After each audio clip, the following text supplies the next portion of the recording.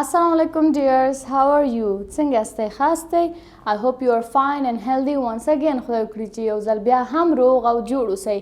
زه بیا هم ستاسو خدمت کې حاضر شوم تر څو تاسو ته د انګلیسي ژبې د 10م ټولګي درس درکړم. So we studied up to lesson 4 in unit 7. Now today we are going to start unit 7 and unit 7 lesson 5. So let's start it. Well, dear students, now turn page 86, unit 7, lesson 5. It's about writing. So there are, two given paper-like boxes or, two given tasks and we have to practice the writing rules in English language, right? So before I start, I have to tell you some rules in writing a passage in the English language. صحیح ده؟ په انګلیسي ژبه کې کله چې تاسو یوه مقاله لیکئ یا هم هر څه وي، کله چې تاسو هغه لیکئ، پیام وي، متن وي، نو تاسو باید ځینې رولز په نظر کې ونیسئ.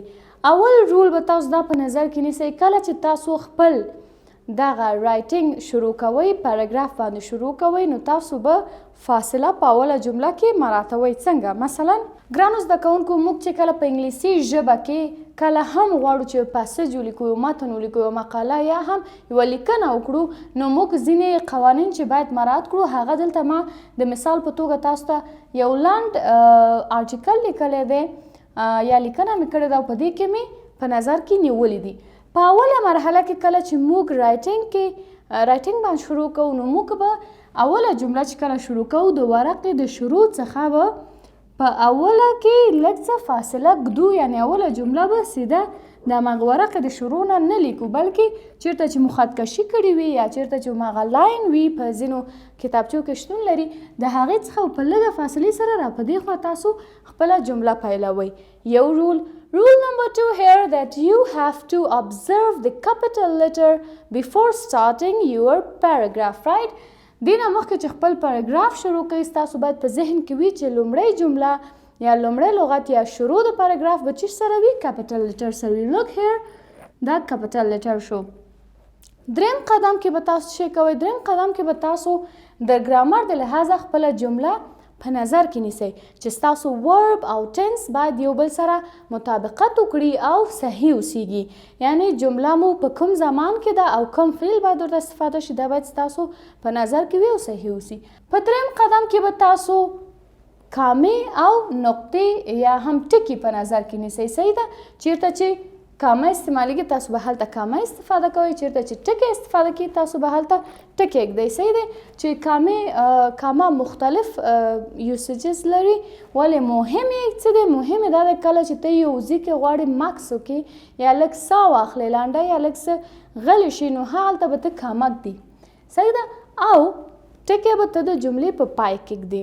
همداراز بل مهم رول په رایټینګ کې دا دی چې کله هم تاسو یو خاص یا سپیسیفیک نوم لیکئ، تاسو به یې اول حرف غټ لیکئ. So you have to start with a capital letter. I mean, you have to start a specific name with a capital letter. For example, here is Ihram, right? It doesn't matter if it's in the middle of a sentence, if it's in the end of a sentence, or if it's in the start of a sentence, right? You have to capitalize the first word of a specific noun. او همداراز ډېر نور رولز هم شتون لري چې په راتلونکو درسو کې به هغه هم پرې کار وکړو. So before I start this lesson, let's check out page 86 and see what's there on this page. Right? So dear students, on page 86 we are going to have two parts. There are two tasks that we have to fulfill. The first one is, or the A part is, before I start, I will ask the question, what do all pilgrims do on Hajj program? The Hajj په خپرونه کې ټول حاجیان څه کوي؟ So let's start the first part. Part A. Read Jabbar's interview on page 79 up to 80 and write a paragraph about what all pilgrims do on Hajj program. Use pencil, not pen. دلته موږ ته ویلي چې تاسو د جبار خان هغه مصاحبه ولولئ چې په 9 څخه تر 80 صفحې پورې وه او بیا یو پاراګراف ولیکئ د دې په هکله چې حاجیان په حج کې څه کوي یا د حج په خپرونه کې یا پروګرام کې څه کوي. بیا دلته موږ ته ویلي چې تاسو پنسل استفاده کړئ نه قلم. definitely working with pens on in books is not a good thing. You have to use pencil while working with your books. So dear students, I have written that paragraph which I had to write in the book. I have written that on the board to work with this paragraph, right? نو دلته زموږ پاراګراف چې ما لیکلی دی د حج په هکله دی چې هلته اول څه کیږي بیا وروسته څه کیږي او همداسې ادامه لري چې اخره پورې څه کیږي. نو دلته ما تاسو ته ځینې شیان دلته په سور مارکر سره رنګه کړي دي. تاسو دې ته باید متوجه اوسئ. اول ما تاسو ته وویلې په رولز کې چې اول رول دا دی کله چې تاسو پاراګراف شروع کوئ باید په اولې کرښه کې لږ څه فاصله په سټارټ کې پرېږدئ. So this is the distance. دا شوه فاصله. اوس موږ شروع کوو د کیپیټل لیټر سره چې هغه او شو. صحیح دی. On Hajj, first pilgrims put on white clothes called ihram. ګوره on Hajj مې چې ویل دلته بیا لږ ساه واخیستله لږ مې صبر وکړې او بیا مې جمله شروع کړه. Then they go to holy mosque and walk around Kaaba Sharif 7 times. چې هلته طواف هم ورکړی دی or طواف you can say. right دلته وګورئ دلته هم دن راغلی دی. دن دلته موږ دن څخه وروسته کامه استفاده کړې ده او بیا مو دلته لږ څه صبر وکړو بیا مو جمله شروع کړه. نه یو وړوکی ماکس مو وکړو. بیا دلته وګورئ چې هولي موږ ویلی دی هولي ماسک دا خاص نوم دی او دلته باید موږ اچ هم غټ ورکړی اوسي او ام هم. and walk around Kaaba Sharif. Kaaba Sharif هم specific noun دی. دلته باید کې هم غټ اوسي او اس هم. او طواف هم یو specific noun دی. ټي موږ غټ ورکو بیا full stop. right بیا راځو دا د همدې پاراګراف ادامه ده. صحیح ده. ګوره افټر دې نه وروسته زموږ پاراګراف چینج شوی نه که زموږ پاراګراف چینج شي موږ بیا دیزې څخه شروع کوو. صحیح ده. نو داسې شروع کوو دا قسمت بیا هم موږ پرېږدو. نو وایو after that they hastened 7 times between Marwa and Safa hills. right ګوره جمله مو ډاټ نه وروسته بیا شروع کړه نو بیا موږ کیپیټل ورډ استعمال کړئ. همداراز بیا هم Marwa and Safa are specific names so we capitalize the first words of Marwa, first letters of Marwa and Safa. بیا مو نقطه کې خودله بیا next they go to مینا. صحیح ده.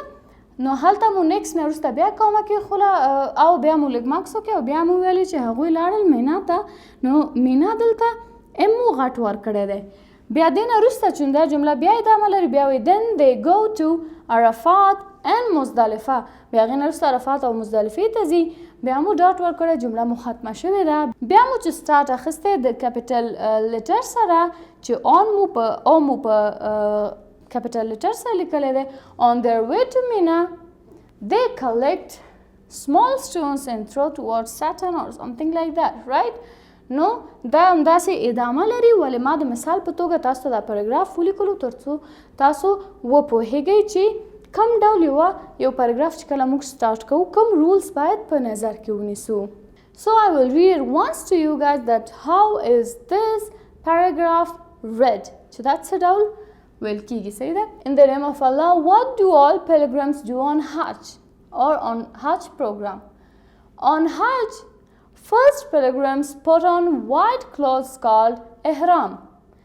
Then they go to the holy mosque and walk around Kaaba Sharif 7 times or tawaf. After that, they hasten 7 times between Marwa and Safa hills. Next, they go to Mina. Then they go to Arafat and Muzdalifah. On their way to Mina, they collect small stones and throw towards Satan and so more. Okay dear students, now come to part B here. They say pretend you were in Hajj program in Saudi Arabia. وایي ګمان وکړه چې ته یا داسې فکر وکړه تصور وکړه چې ته د حج په خپرونه کې په سعودي عربستان کې. What would you do؟ تا به څه کړو. صحیح دی. Write a paragraph. دلته وایي بیا هم وایي چې یو پاراګراف ولیکئ. Well, this is your homework. You have to write a paragraph and observe the rules according to their writing in English language, right?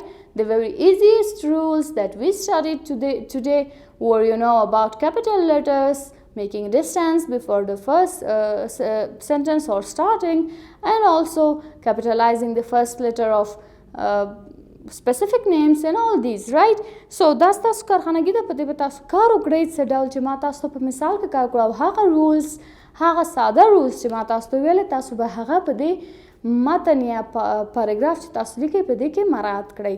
For example, که زه تاسو ته ووایم نو زه به داسې ولیکم چې I went on Hajj with my brother. There on Hajj I went to Miqat. Then I headed towards Hajj and started walking around Kaaba Sharif. After that, I hastened 7 times between Marwa and Safa and so more, right? دا مثال په توګه ما تاسو ته په ډېر خلاص شکل سره ویل تاسو کولی شئ دې نه یو کانسپټ واخلئ او تاسو پیراګراف ولیکئ په خپلو الفاظو کې د خپلې وکابلرۍ په استعمال سره چې تاسو څه ډول وکابلري استعمالوئ if it's easy or if it's difficult. It doesn't matter if it's easy or difficult. It's up to your vocabulary, right? تاسو وکابلرۍ پورې ارتباط نیسي چې تاسو څومره لغتونه زده کړي څومره نه دي کړي تاسو په خپلو الفاظو کې دغه بخش باندې کار وکړئ او بیا په کامنټ سیکشن کې موږ سره دغه پیراګراف شیر کړئ. So dear students, this was today's lesson. I hope you have learned the very basic rules for writing in English language, right? Till the next lesson, Allah Hafiz.